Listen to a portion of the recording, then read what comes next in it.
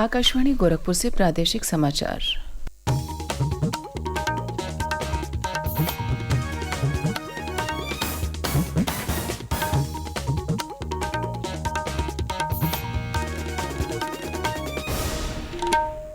नमस्कार। समाचार बुलेटिन के साथ में शिवानी अरोरा। पहले मुख्य समाचार। लोकसभा चुनाव के चौथे चरण के लिए प्रदेश की 13 संसदीय सीटों पर 58.09% हुआ मतदान। खीरी में सबसे अधिक 64.73% और कानपुर में सबसे कम 53.06% हुआ मतदान। सातवें और आखिरी चरण के अंतिम दिन आज भाजपा के वरिष्ठ नेता और प्रधानमंत्री नरेंद्र मोदी दाखिल करेंगे नामांकन। लोकसभा चुनाव के लिए प्रदेश में प्रचार अभियान हुआ तेज। भाजपा के वरिष्ठ नेता और प्रधानमंत्री नरेंद्र मोदी ने वाराणसी में किया रोड शो। मुख्यमंत्री योगी आदित्यनाथ और कांग्रेस नेता राहुल गांधी ने रायबरेली तथा बसपा प्रमुख मायावती ने लखनऊ में जनसभा को किया संबोधित। और केंद्रीय माध्यमिक शिक्षा बोर्ड सीबीएसई ने 10वीं और 12वीं कक्षा के परिणाम किए घोषित। बेटियों ने बाजी मारी। अब समाचार विस्तार से। लोकसभा चुनाव के चौथे चरण में प्रदेश की 13 सीटों शाहजहांपुर, खीरी, धौरहरा, सीतापुर, हरदोई, मिश्रिख, उन्नाव, फर्रुखाबाद, इटावा, कन्नौज, कानपुर, अकबरपुर और बहराइच पर कल मतदान शांतिपूर्वक संपन्न हो गया। इस चरण में शाहजहांपुर के ददरौल विधानसभा उपचुनाव के लिए भी मतदान हुआ।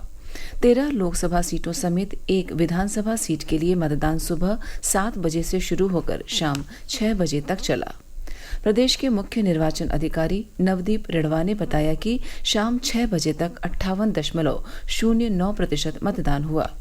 उन्होंने बताया कि सबसे अधिक खीरी में 64.73% और सबसे कम कानपुर में 53.06% मतदान हुआ। इस तरह शाहजहांपुर में 53.24, धौरहरा में 64.45, सीतापुर में 61.91 और हरदोई में 57.57% मतदान हुआ। वहीं मिश्रिख में 55.79, उन्नाव में 55.44, फर्रुखाबाद में 58.97, इटावा में 56.38, कन्नौज में 61, अकबरपुर में 57.66 और बहराइच में 57.45% मतदान हुआ। वहीं ददरौल विधानसभा उपचुनाव के लिए करीब 53.31% मतदान हुआ। लोकसभा चुनाव के 7वें और अंतिम चरण के लिए आज प्रदेश की 13 सीटों पर नामांकन का अंतिम दिन है।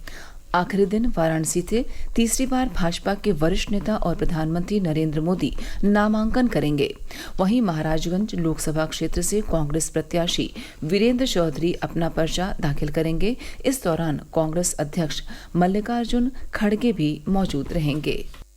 काशी के कोतवाल यानी काल भैरव का आशीर्वाद लेने के बाद प्रधानमंत्री नरेंद्र मोदी आज तीसरी बार वाराणसी संसदीय क्षेत्र से नामांकन दाखिल करेंगे। ये मौका भाजपा के लिए राष्ट्रीय जनतांत्रिक गठबंधन की साझा ताकत को प्रदर्शित करने का भी होगा। गठबंधन के सभी सहयोगी दलों के नेताओं के साथ ही नामांकन में 12 बीजेपी शासित राज्यों के मुख्यमंत्रियों के शामिल होने की भी उम्मीद है। इस मौके पर कई केंद्रीय मंत्री, वरिष्ठ भाजपा नेता, उत्तर प्रदेश सरकार के मंत्री और सांसद भी मौजूद रहेंगे। वहीं कांग्रेस अध्यक्ष मल्लिकार्जुन खड़गे महाराजगंज लोकसभा क्षेत्र से कांग्रेस प्रत्याशी वीरेंद्र चौधरी के नामांकन में शामिल होंगे। खड़गे गोरखपुर जिले में भी एक रैली को संबोधित करेंगे। सुशील चंद्र तिवारी, आकाशवाणी समाचार, लखनऊ। नामांकन समाप्त होने के एक दिन पहले कल मिर्जापुर से एनडीए गठबंधन के अपना दल सोनेलाल से अनुप्रिया पटेल और इंडी गठबंधन से सपा प्रत्याशी रमेश बिंद सहित 8 प्रत्याशियों ने नामांकन किया। बांसगांव लोकसभा सीट से बहुजन समाज पार्टी से राम समुच और निर्दलीय श्रवण कुमार निराला ने अपना पर्चा दाखिल किया। वहीं कुशीनगर सीट से बसपा प्रत्याशी शुभ नारायण चौहान समेत 5 प्रत्याशियों ने अपना नामांकन दाखिल किया। इस चरण के लिए अब तक 112 से अधिक प्रत्याशी नामांकन दाखिल कर चुके हैं। इस चरण के लिए कल नामांकन पत्रों की जांच होगी। नामांकन वापसी की आखिरी तिथि 17 मई है। सातवें और आखिरी चरण में महाराजगंज, गोरखपुर, कुशीनगर, देवरिया, बांसगांव, घोसी, सलेमपुर, बलिया, गाजीपुर, चंदौली, वाराणसी, मिर्जापुर और रॉबर्ट्सगंज लोकसभा क्षेत्रों के लिए 1 जून को मतदान होगा। लोकसभा चुनाव में अब बचे 3 चरणों के लिए चुनाव प्रचार में सभी राजनीतिक दलों ने अपनी पूरी ताकत झोंक दी है। इसी क्रम में भाजपा के वरिष्ठ नेता और प्रधानमंत्री नरेंद्र मोदी ने कल अपने संसदीय क्षेत्र वाराणसी में रोड शो किया। इस दौरान भाजपा के वरिष्ठ नेता और मुख्यमंत्री योगी आदित्यनाथ भी मौजूद रहे। वहीं श्री योगी ने कल बाराबंकी, रायबरेली और बांदा में भी पार्टी प्रत्याशियों के समर्थन में जनसभाओं को संबोधित किया।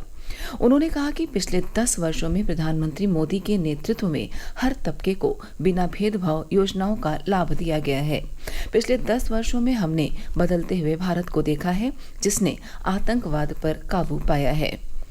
इसी तरह कांग्रेस नेता राहुल गांधी ने रायबरेली में जनसभा को संबोधित करते हुए दावा किया कि अगर इंडी गठबंधन की सरकार बनी तो गरीबों और किसानों के कर्ज माफ किए जाएंगे। उन्होंने लोगों से सोच समझकर वोट करने की अपील की। उन्होंने कहा कि आपके वोट से लोकतंत्र की रक्षा ही नहीं होगी, बल्कि आपके परिवार की किस्मत भी बदलेगी। राहुल गांधी ने वादा किया कि केंद्र में सरकार बनते ही 1 वर्ष के अंदर युवाओं को पक्की नौकरियां दी जाएंगी। जनसभा के दौरान प्रियंका गांधी भी मौजूद रहीं। बसपा सुप्रीमो मायावती ने लखनऊ और मोहनलालगंज के प्रत्याशियों के समर्थन में लखनऊ में जनसभा को संबोधित किया। उन्होंने कहा कि भाजपा की कथनी और करनी में फर्क है। भाजपा की जुमलेबाजी और गारंटी इस चुनाव में काम नहीं आएगी। प्रादेशिक समाचार आप आकाशवाणी गोरखपुर से सुन रहे हैं। यह समाचार बुलेटिन हमारे YouTube channel AIR news Gorakhpur और एक्स हैंडल AIR News_GKP पर भी उपलब्ध है। केंद्रीय माध्यमिक शिक्षा बोर्ड CBSE ने कल 10वीं और 12वीं कक्षा के परिणाम घोषित कर दिए। CBSE ने एक बयान में कहा कि 12वीं में कुल 87.98% विद्यार्थी परीक्षा में उत्तीर्ण हुए हैं। यह प्रतिशत पिछले वर्ष की तुलना में 0.65% अधिक है। 10वीं बोर्ड परीक्षा में कुल उत्तीर्ण प्रतिशत 93.60 रहा। छात्राओं का उत्तीर्ण प्रतिशत 94.75 है, जबकि छात्रों का उत्तीर्ण प्रतिशत 92.71 है। प्रधानमंत्री नरेंद्र मोदी ने विद्यार्थियों को शुभकामनाएं देते हुए कहा कि विद्यार्थियों की उपलब्धि और उनके अथक समर्पण पर उन्हें गर्व है। जो छात्र ये मानते हैं कि वे 12वीं की परीक्षा में और अधिक हासिल कर सकते थे, वो ये याद रखें कि यह उनकी यात्रा में सिर्फ एक मील का पत्थर है। सभी विद्यार्थियों का भविष्य असीमित संभावनाओं से भरा है।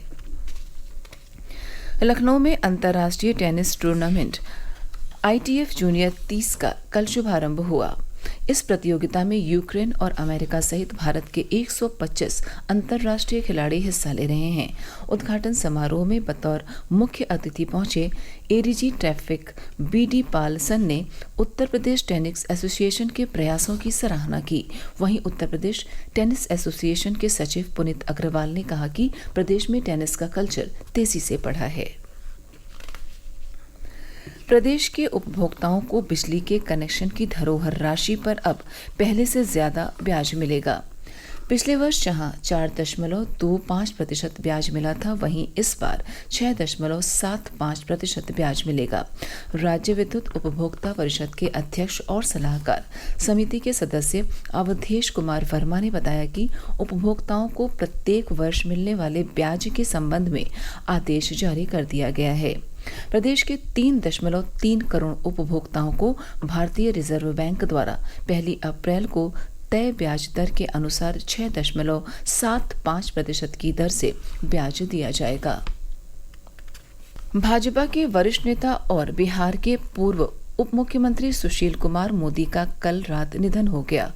72 वर्षीय श्री मोदी कैंसर से पीड़ित थे और अखिल भारतीय आयुर्विज्ञान संस्थान में भर्ती थे। उनके निधन पर प्रधानमंत्री नरेंद्र मोदी, केंद्रीय गृह मंत्री अमित शाह, रक्षा मंत्री राजनाथ सिंह, भाजपा अध्यक्ष JP नड्डा, राजद प्रमुख लालू प्रसाद यादव सहित विभिन्न दलों के नेताओं ने शोक व्यक्त किया है। और अंत में इस बुलेटिन के मुख्य समाचार एक बार फिर।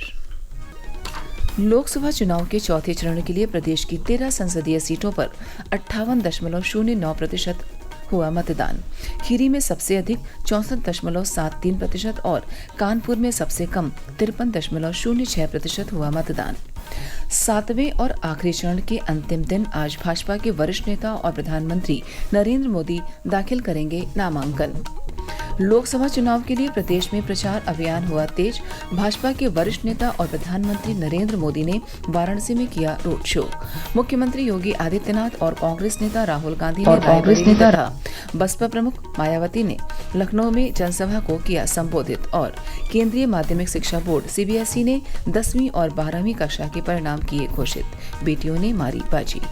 इसी के साथ प्रादेशिक समाचार समाप्त हुए। नमस्कार।